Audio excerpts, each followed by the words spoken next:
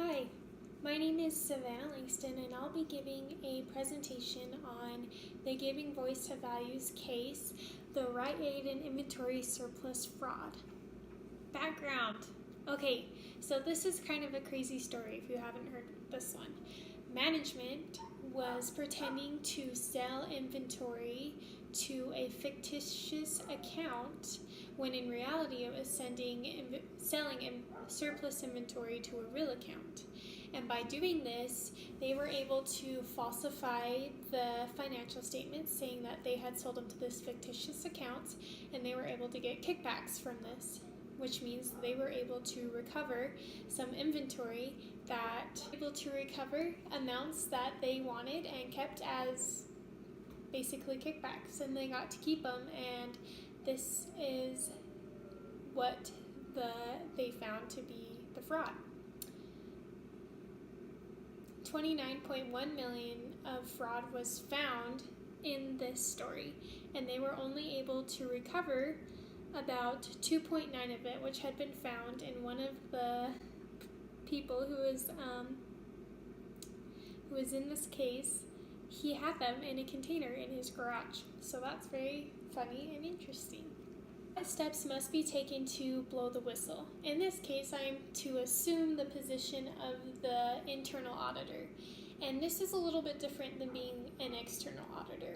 An internal auditor has they aren't given the money that you can get from being a whistleblower had you not been an internal auditor, because the internal auditor's job is to make sure that the company's assets are safeguarded.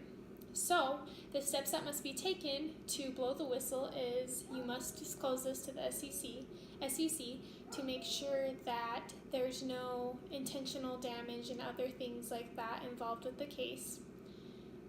The whistleblower must declare the misconduct, make sure that is actually misconduct happening, and it must be reported internally 120 days before it can be told to someone outside of the company. The main thing that we need to point out here is, was this malicious? Was management actually trying to commit fraud? And if they were, in that case, we can blow the whistle after these requirements have been met. If management was not trying to commit fraud and this was just a misstatement and a misunderstanding, then we don't whistleblow and we don't report fraud. We work it out with our external and internal auditors to make sure that our financial statements are correctly stated for our users. Would you inform the external auditors? In this case, being the internal auditor, I think I would inform the external auditors because, one, management is not suitable to run the company if they are committing fraud. Management should have integrity and should have good ethics, and we should be able to look up to our management. It is my duty as the internal auditor to safeguard the assets, and having this management in place and the financial statements being put out with this fraud on it is not safeguarding the assets of the company. So in turn, yes, I would let the external auditors know of this fraud if it got to the point where management would not change the books and not listen to the... Okay, and the last question is to blow the whistle or to not. All in all, I think yes, this fraud is severe enough that the whistle should be blown.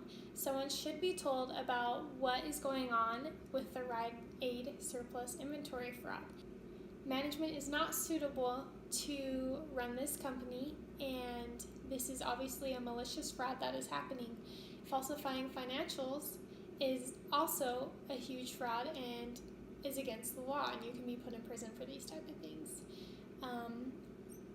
In all, my duty as an internal auditor of this company is to make sure that we are not falsifying our financial statements to our shareholders, and that we are being fair to our shareholders as well as safeguarding the company assets, and that is my job as the internal auditor. So in all, yes, I would blow the whistle because this $29.1 million worth of fraud that management have stolen is not okay, and it is not fair, and it should not be put on our financials. Thanks for watching this.